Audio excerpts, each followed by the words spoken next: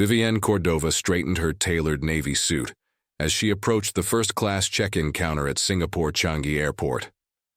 As the CEO of Imperium Technologies, one of the fastest-growing aerospace engineering companies in the world, she was accustomed to efficiency and excellence. Her quarterly trips to inspect the company's international divisions were meticulously planned, down to the last minute. "Good afternoon, Ms. Cordova," the attendant greeted her with practiced politeness. "Your flight to London will begin boarding in 30 minutes. Would you like to wait in our exclusive lounge?" "Thank you, I would," Vivian replied, accepting her boarding pass with a nod. The lounge was a sanctuary of hushed conversations and understated luxury. Vivian settled into a plush chair and opened her laptop, reviewing the performance reports of Imperium's Singapore branch. The numbers were impressive: production efficiency up by 18%, employee satisfaction at an all-time high, and 3 major contracts secured within the last quarter. Her phone buzzed with a message from her assistant: "Raj. London team ready for your arrival. Hotel confirmed. Car service standing by." Vivian allowed herself a small smile. Everything was running according to plan, just as she liked it. At 42, she had built her reputation on precision and foresight. The industry respected her for her brilliant strategies and feared her for her uncompromising standards. When the boarding announcement came, Vivian packed her laptop and made her way to the gate. The flight attendants greeted her with practiced smiles as she entered the aircraft, their eyes widening slightly when they checked her boarding pass. "Ms. Cordova, welcome aboard. It's an honor to have you flying with us today," said the chief flight attendant, a woman with immaculate makeup whose name tag read Daphne Miyazaki. "Thank you," Vivienne replied simply, following the attendant to her seat. The first-class cabin was nearly empty, just the way Vivienne preferred it. She settled into the wide leather seat, accepting a glass of champagne from another attendant, a young man named Nikolai. "Would you like to review our menu before takeoff, Ms. Cordova?" he asked, presenting a leather-bound folder. Vivian scanned the offerings with a critical eye. "The seared sea bass with asparagus risotto, please. And I'd like the raspberry soufflé for dessert." "Excellent choice," Nikolai said with an approving nod. As the remaining passengers boarded, Vivian observed the crew's interactions. She had always believed that you could tell a lot about a company by watching how its employees behaved when they thought no one important was looking. The captain's voice came over the intercom, introducing himself as Captain Renaud Montgomery, welcoming everyone aboard the 14-hour flight to London Heathrow. The usual safety demonstration followed, and soon the massive aircraft was taxiing down the runway. Once they reached cruising altitude, the cabin crew began their service. Vivian noticed something unusual. Daphne and Nikolai seemed to be having a hushed but heated discussion at the front of the cabin. Their gestures were restrained but tense. Daphne kept glancing in Vivian's direction. Finally, Nikolai approached with an apologetic expression. "Ms. Cordova, I'm terribly sorry, but there seems to have been an issue with our catering service. The sea base you requested isn't available for this flight." "I see," Vivian said, her voice measured. "What alternatives do you have?" "We have beef Wellington or chicken marsala," he offered. "The beef, then. Medium rare." "Of course," Nikolai hesitated. "There's one more thing. It appears that there was a miscount in our dessert inventory as well. The raspberry soufflé isn't available either." Vivian raised an eyebrow but said nothing. In her professional life, she had learned that silence was often more effective than immediate reaction. It gave her time to observe, to consider all angles, and it made others uncomfortable enough to reveal more than they intended.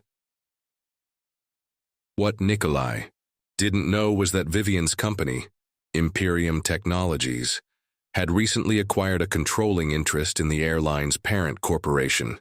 The acquisition was not yet public knowledge, but it would be announced at the shareholders' meeting next week. This flight was more than just a routine business trip. It was Vivian's first experience as a silent owner. 3 hours into the flight, the cabin was dimly lit as most passengers dozed or watched movies on their personal screens. Vivienne had been reviewing a complex proposal for a new satellite system, but her focus was interrupted by the aroma of food being prepared. Nikolai approached with a tray. "Your beef Wellington, Ms. Cordova," he said, setting it down with practiced precision. Vivienne observed the plate with a critical eye. The presentation was impeccable, the golden brown pastry gleaming under the cabin lights, a small arrangement of roasted vegetables artfully placed alongside it. She cut into the Wellington, expecting to find a perfectly cooked medium-rare center. Instead, the meat was gray throughout, thoroughly overcooked. "Is there a problem, Ms. Cordova?" Nikolai asked, noticing her pause. "This is well done," she stated simply. "I requested medium rare." "Oh, I'm terribly sorry," Nikolai stammered. "Let me take it back to the galley. Perhaps the chef can prepare another." "That would be appreciated." Vivienne returned to her proposal, but she couldn't help noticing the whispered conversation taking place in the galley. Through the small gap in the curtain, she could see Daphne gesturing emphatically while speaking into the cabin phone. Nikolai looked stressed, running a hand through his perfectly coiffed hair. 20 minutes later, Daphne herself returned with a new plate. "Ms. Cordova, please accept our sincere apologies for the mistake. Our chef has prepared a new beef Wellington. For you." Vivienne nodded and cut into the second offering. This time, the center was a perfect pink. "Thank you. This is much better." She had just taken her third bite when she heard something that made her pause. A burst of laughter from the galley, followed by a voice that carried just far enough. "Does she think she's Gordon Ramsay?" "It's airplane food, for God's sake." Vivienne's fork paused midway to her mouth. She didn't turn around or give any indication that she'd heard the remark. Instead, she continued eating methodically, her mind working through what had just transpired. When Nikolai returned to check on her, Vivienne smiled pleasantly. "Everything is satisfactory now, thank you." "Wonderful. And for dessert, we have a chocolate mousse that I think you'll enjoy as a substitute for the soufflé. That will be fine." Vivienne maintained her professional demeanor, but she was making mental notes of every interaction. After dessert, she requested a pot of green tea. When Nikolai brought it, she asked casually, "How long have you been with the airline, Nikolai?" 7 years now, Ms. Cordova. "And do you enjoy your work?" "Very much so," he replied, though something flickered across his face. Hesitation, perhaps. "Would you say the company treats its employees well?" Nikolai's smile tightened slightly. "We're very fortunate, yes." "Interesting." Vivienne sipped her tea. "And what about passenger feedback? How is that typically handled?" "All feedback is reviewed by our customer experience team," he answered professionally. "We take passenger satisfaction very seriously." "I'm glad to hear that," Vivienne said, dismissing him with a nod. As the flight continued, Vivienne noticed a subtle change in the crew's behavior around her. They were still polite, but there was an undercurrent of tension. Daphne seemed to be avoiding her entirely, delegating all interaction to Nikolai or other attendants. Vivienne pulled out her phone and sent a message to her executive assistant. "Need information on flight crew of SG-921, particularly Chief Attendant Daphne Miyazaki and Attendant Nikolai, last name unknown. Also performance metrics for this route over past 12 months. The response came quickly. "We'll have everything ready for your arrival in London. Anything specific you're looking for?" Vivienne typed her reply carefully. "Customer complaints, staff, reviews, incident reports." The remainder of the flight passed without incident.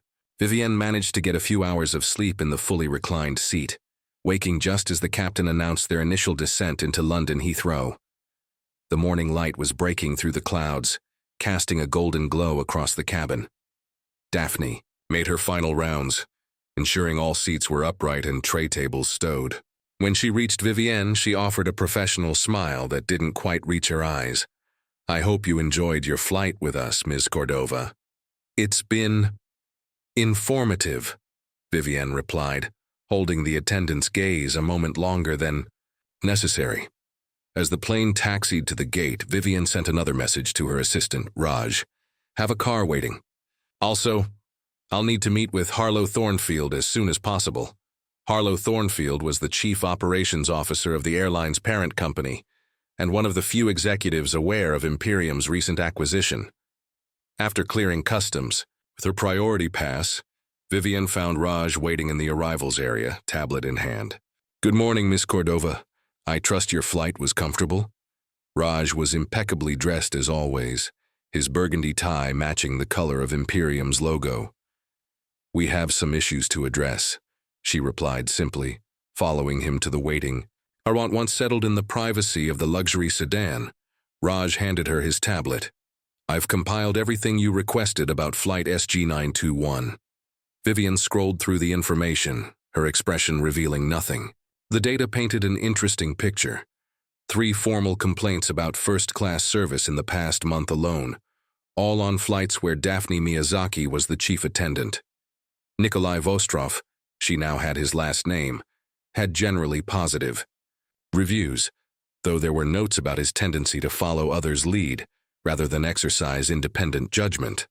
Most concerning was a passenger feedback form from 2 weeks earlier, describing an incident where first-class passengers were served standard meals due to a catering error that was later revealed to be a deliberate cost-cutting measure implemented by certain crew members without management approval.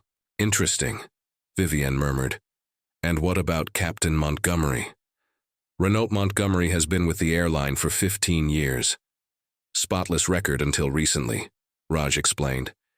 "In the past 6 months, there have been 2 incidents where he filed reports against Ms. Miyazaki for unauthorized procedural changes, but nothing came of either complaint.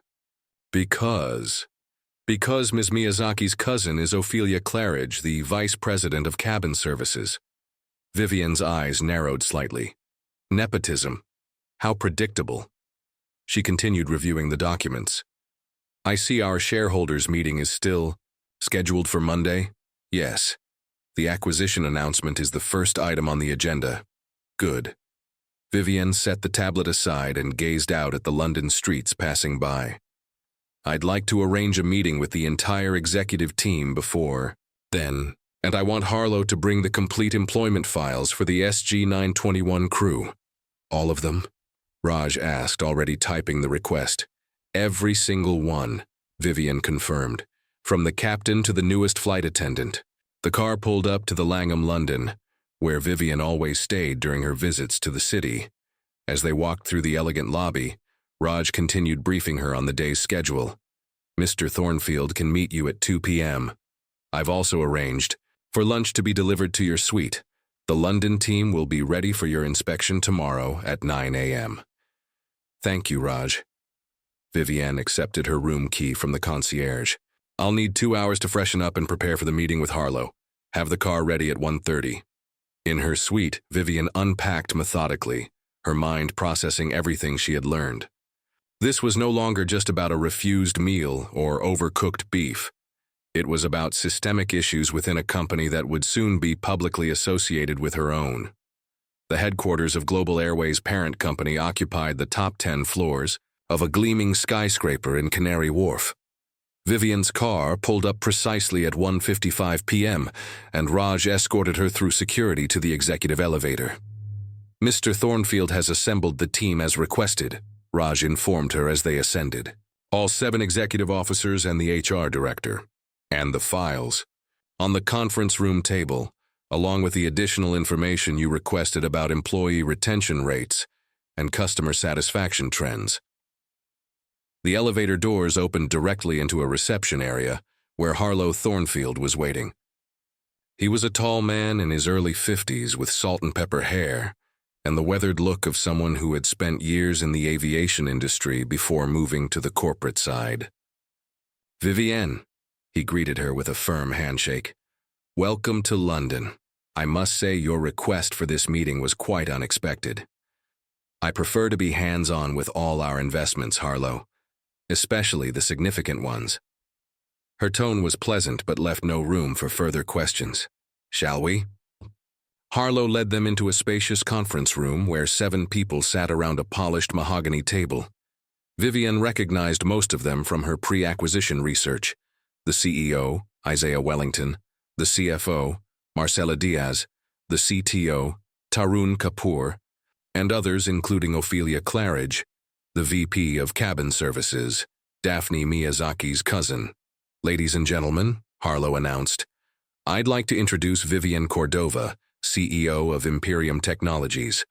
There were polite nods around the table. Only Isaiah Wellington seemed to grasp the true significance of her presence. Ms. Cordova, he said, rising to offer his hand. This is an unexpected pleasure. We weren't expecting to meet with Imperium's representatives until the shareholders' meeting on Monday. Plans change, Mr. Wellington. Vivienne took a seat at the head of the table, opposite Isaiah. I've just had a very illuminating experience as a passenger on your SG-921 flight from Singapore. Flicker of concern crossed Isaiah's face. I hope everything was satisfactory. Far from it. Vivienne opened the folder Raj had placed before her. In fact, it brought to light several operational issues that concern me deeply as a major investor. Major investor? Ophelia Claridge interrupted, looking confused. I wasn't aware that Imperium had any significant holdings in our company. Isaiah cleared his throat uncomfortably. That information was to be announced at Monday's meeting. Imperium has acquired a 51% controlling interest in our parent corporation. The room fell silent as the implications sank in. Vivienne allowed the moment to stretch before continuing. As I was saying, my experience has raised serious concerns about your operational protocols, particularly in your premium services. She turned to Ophelia Claridge. Ms. Claridge, are you aware that your first-class catering services have been systematically compromised on multiple routes, including SG-921? Ophelia straightened defensively. I assure you, Ms. Cordova, our premium services meet or exceed industry standards. Your passenger feedback suggests otherwise. Vivienne slid several documents across the table. 3 formal complaints in the past month alone. And perhaps more concerning is this internal memo. She held up a printed email, directing crew to implement cost-saving substitutions without informing passengers. That was a temporary measure during a supplier transition. Ophelia protested. Was it? Because according to your financial reports, those savings were recorded as performance bonuses for certain cabin management staff. Vivienne's gaze was unwavering. Specifically, those under your direct supervision, including your cousin, Daphne Miyazaki. The room temperature seemed to drop several degrees. Isaiah Wellington's expression hardened as he turned to Ophelia. Is this true? Before Ophelia could respond, Vivienne continued. But that's just one symptom of a deeper problem. Your organizational culture appears to reward nepotism over merit and cutting corners over quality service. She spent the next 20 minutes methodically outlining everything she had observed and discovered. The dismissive attitudes toward passenger concerns, the overriding of captains' reports, the pattern of hiring and promoting based on personal connections rather than performance. By the time she finished, several executives were shifting uncomfortably in their seats. Ophelia Claridge sat rigid, her face flushed with anger or embarrassment, possibly both. Isaiah Wellington was the first to speak. Ms. Cordova, if what you're saying is accurate, then we have serious issues to address. But surely firing an entire flight crew is an extreme response. Is it? Vivienne raised an eyebrow. The culture of an organization is set from the top. If your flight crews believe it's acceptable to mock passengers and deliberately provide substandard service, that reflects leadership failures at multiple levels. The conference room felt charged with tension as Vivienne's words hung in the air. She reached into her briefcase and pulled out another file. Before anyone attempts to defend the current system, she continued, I'd like to direct your attention to these employee satisfaction surveys from the past 3 quarters. She distributed copies around the table. The graphs showed a clear downward trend in employee morale, particularly among cabin crew and ground staff. Your frontline employees, the ones who interact directly with your customers, are increasingly dissatisfied. Exit interviews cite favoritism, unfair promotion practices, and pressure to compromise service standards as primary reasons for leaving. Tarun Kapoor, the CTO, leaned forward with interest. These numbers are significantly worse than what was presented in our last quarterly review. Because they've been selectively filtered, Vivian explained. My team compared the raw data with the executive summaries. Negative feedback was systematically downplayed or omitted entirely. Isaiah Wellington's expression darkened further. He turned to the HR director, a nervous-looking woman named Petra Okafor. Is this true? Petra hesitated, glancing briefly at Ophelia before responding. The executive summaries focus on actionable insights rather than individual complaints. That's corporate speak for yes, Vivian noted dryly. Harlow Thornfield, who had been silent until now, spoke up. Ms. Cordova, while I appreciate the thoroughness of your investigation, I'm still unclear about your intended course of action. Surely reforming the system would be more productive than wholesale terminations. I agree completely, Vivian replied, surprising everyone. Which is why I haven't actually fired anyone, yet. She turned to face the entire table. What I experienced on Flight SG-921 was merely the catalyst for this investigation. The true issues run much deeper and require more significant intervention than simply replacing one flight crew. Vivian stood and walked slowly around the table as she spoke.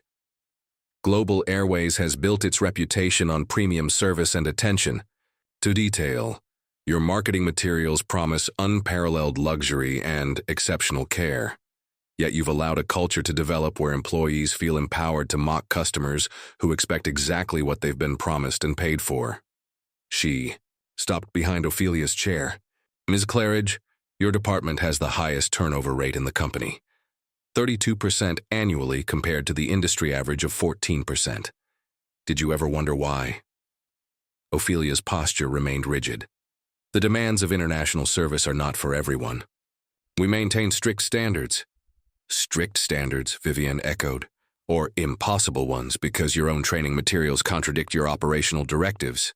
You tell your crew to prioritize passenger satisfaction, while simultaneously pressuring them to implement cost-cutting measures that make that impossible.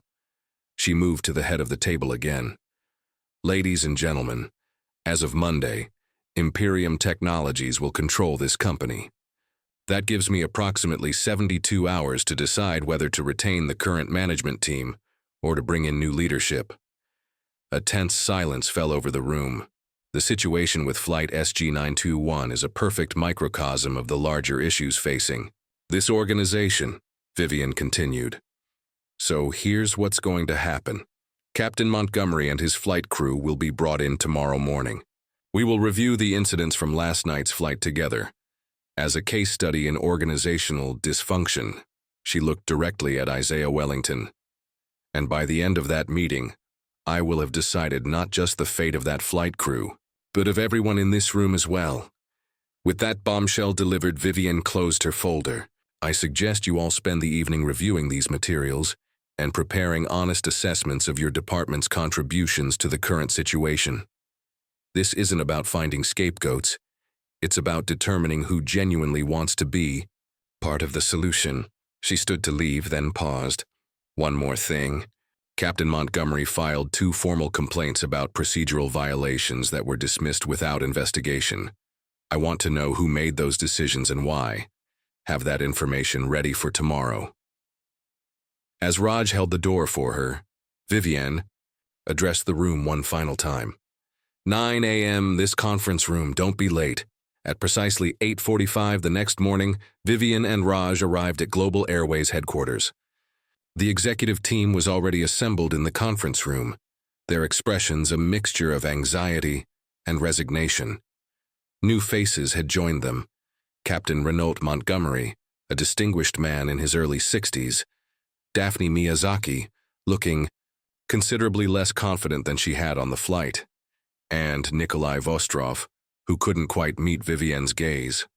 Good morning, Vivian said crisply as she took her seat. Thank you all for being prompt. She noticed that the executives had rearranged themselves since yesterday. Ophelia Claridge was no longer sitting in her previous position of prominence but had moved to the far end of the table. Interesting. Before we begin, I'd like to clarify something. Vivian addressed the room. This meeting is not a trial, it's a diagnosis. We're here to understand how and why a company with global airways history and reputation has allowed its standards to deteriorate so dramatically. She turned to Captain Montgomery. Captain, I understand you've been with this airline for 15 years. Nearly 16 now, Ms. Cordova, he confirmed, his voice carrying the measured tone of someone used to command. And during that time, how would you describe the evolution of the company's approach to passenger service? Montgomery chose his words carefully. We began as an airline that prioritized the passenger experience above all else. Our founder used to say, every passenger should disembark feeling better than when they boarded. That philosophy guided us through our early years. And now? Vivian prompted. Now, he hesitated, glancing toward the executives. Now we prioritize metrics that can be easily quantified on spreadsheets. On-time departures, fuel efficiency, catering costs per passenger. Important operational considerations, CFO Marcela Diaz interjected. Absolutely, Vivian agreed. But at what cost? She turned back to Montgomery. Captain, I understand you filed reports regarding unauthorized procedural changes. Could you elaborate? Montgomery sat straighter. On 2 occasions in the past 6 months, I discovered that first-class meal services had been altered without proper notification to the flight crew or passengers. Premium menu items were substituted with standard class offerings, but passengers were not informed of the change. And who authorized these changes? Vivian asked, though she already knew the answer. The directives came from cabin services, Montgomery replied, specifically from Ms. Miyazaki, who indicated she was acting on instructions from her department head. All eyes turned to Ophelia Claridge, who maintained her composure despite the scrutiny. Ms. Claridge, Vivian said, would you care to explain? The substitutions were part of a cost optimization strategy, Ophelia stated. We found that many premium food items were being wasted, so we implemented a more efficient inventory system. By serving lesser quality meals than what passengers had paid for, Vivian clarified. By reducing unnecessary waste, Ophelia countered. Vivian turned to Daphne Miyazaki. Ms. Miyazaki, during flight SG-921, I overheard a comment from the galley after my meal was returned for being improperly prepared. Would you care to share what was said? Daphne's professional veneer cracked slightly. I don't recall any inappropriate comments, Ms. Cordova. Then allow me to refresh your memory, Vivian said. Does she think she's Gordon Ramsay? It's airplane food, for God's sake. That attitude reflects a fundamental misunderstanding of your business model. You're not selling airplane food. You're selling a premium experience that justifies the significant price difference between economy and first class. She addressed the whole room again. This isn't just about one overcooked beef Wellington or one dismissive comment. It's about a systematic failure to deliver on your brand promise. Vivian pulled up a presentation on the room's display screen. These are your premium cabin prices compared to your competitors. The chart showed Global Airways charging 15–20% more than industry averages for comparable routes. You position yourselves as a luxury carrier and charge accordingly. Yet you've been systematically reducing the quality of your service while maintaining premium prices. That's not just poor business practice. It's actively deceptive. Isaiah Wellington looked genuinely troubled. Ms. Cordova, if what you're describing is accurate, then we have indeed lost our way. But I assure you, these practices were never approved at the executive level. Perhaps not explicitly, Vivian acknowledged, but implicitly through the metrics and incentives you've established. She displayed another slide showing the bonus structure for department heads. You reward cost-cutting above all else, and then act surprised when your employees prioritize savings over service. The room fell silent as the executives confronted the evidence before them. So, Vivian said, where do we go from here? The conference room had grown quiet as Vivian's question hung in the air. It was Isaiah Wellington who finally broke the silence. Ms. Cordova, on behalf of the entire executive team, I want to acknowledge the seriousness of these issues. It's clear that we've allowed our focus to drift from our core values. He looked around the table, making eye contact with each of his colleagues. But I believe we can correct course. With your guidance and the proper structural changes, we can restore Global Airways to its former standard of excellence. Vivian studied him thoughtfully. Throughout the meeting, she had been observing each person's reactions and responses, assessing not just what they said, but how they said it. Who became defensive, who seemed genuinely surprised by the revelations, who appeared ready to accept responsibility. Mr. Wellington, I appreciate your willingness to acknowledge the problems. That's the first step. She turned to address the entire group.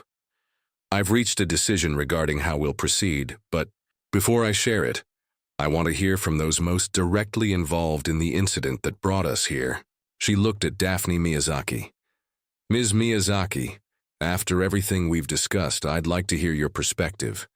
Do you believe the service provided on Flight SG921 met the standards that Global Airways claims to uphold? Daphne hesitated, glancing briefly at her cousin before meeting Vivian's gaze. No, she admitted finally. It did not. And do you understand why that's a problem? Yes. Daphne straightened slightly. First-class passengers pay a premium specifically for exceptional service. When we fail to deliver that, we undermine the entire brand. Vivian nodded and turned to Nikolai. Mr. Vostrov, you've been notably quiet. I'd like to hear from you as well. Nikolai cleared his throat nervously. Ms. Cordova, I've worked for 3 different airlines over my career, and when I joined Global Airways 7 years ago, it was considered the gold standard for premium service. We took pride in that reputation.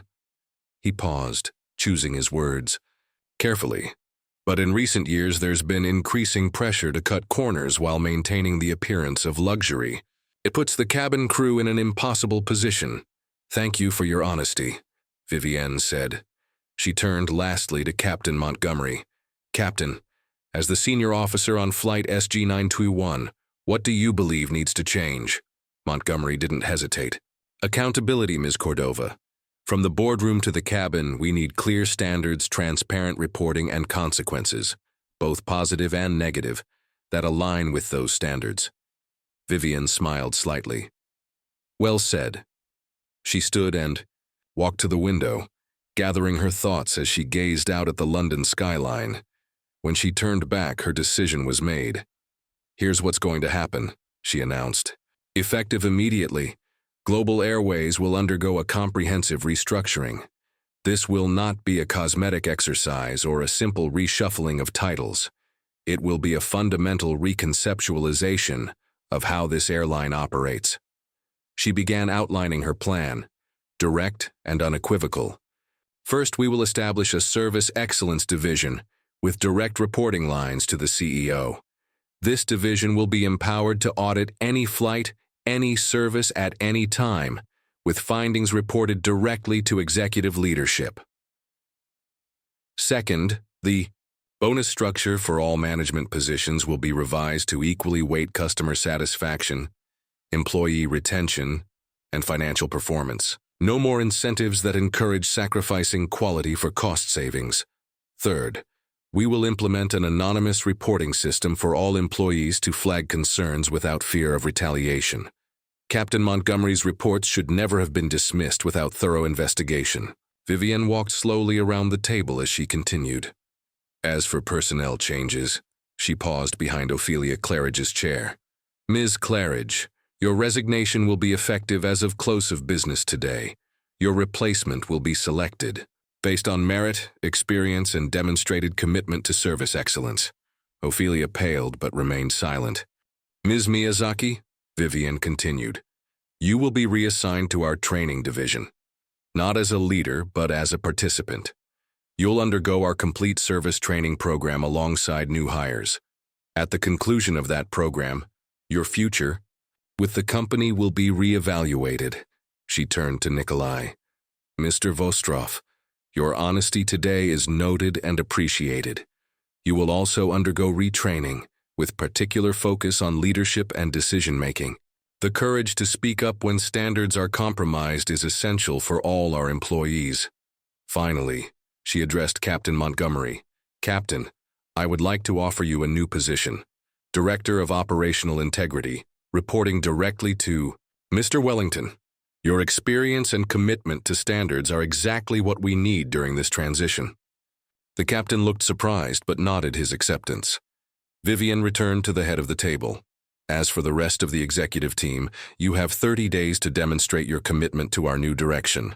Those who embrace these changes will have a place in the restructured organization. Those who resist or undermine them will not. She turned to Isaiah Wellington. Mr. Wellington, you built this airline's reputation once before. I believe you can do it again with the right support and incentives. Imperium is prepared to invest additional capital to fund this transformation, but we expect visible results within 6 months. Isaiah nodded, a new determination in his expression. You'll have them, Ms. Cordova. Excellent. Vivian gathered her materials. Raj will distribute detailed implementation plans by end of day. I expect daily progress reports during the initial transition phase. As the meeting concluded, people began to file out, their expressions ranging from shell-shocked to cautiously optimistic. Vivienne motioned for Captain Montgomery to remain behind. When they were alone, she offered him her hand. Captain, thank you for your integrity throughout this situation. I only did what any professional should, he replied modestly. If only that were true, Vivienne said with a slight smile. Leadership isn't just about making the right decisions when everything is going well. It's about maintaining standards even when, especially when, there's pressure to compromise. You demonstrated that leadership when others failed to do so. Montgomery considered her words. May I ask a question, Ms. Cordova? Of course. Was this really all because of an overcooked meal? Vivian laughed softly. No, Captain. The meal was merely a symptom that allowed me to diagnose a much more serious condition. She paused. When I was building Imperium, I learned that excellence isn't about grand gestures or mission statements. It's about the 1,000 small decisions made every day by every member of the team. One compromised meal suggests a compromised culture. 6. Months later, Vivian found herself once again boarding flight SG-921 from Singapore to London. The difference was immediately apparent, from the genuinely warm welcome to the impeccable service throughout the flight. Her sea bass was perfectly prepared, the raspberry soufflé delightful. As she disembarked in London, Captain Montgomery was waiting at the gate. Welcome back, Miss Cordova, he greeted her. How was your flight? Exactly as it should be, she replied with satisfaction. I couldn't have asked for better. I'm glad to hear it, he said.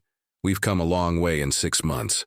Global Airways, customer satisfaction scores are the highest they've been in 5 years. And employee retention? Vivian asked as they walked through the terminal. Improved by 28%. Turns out when you empower people to maintain standards, rather than cut corners, they actually want to stay. Vivian nodded with satisfaction. And how is Ms. Miyazaki performing in her new role? Surprisingly well, Montgomery replied.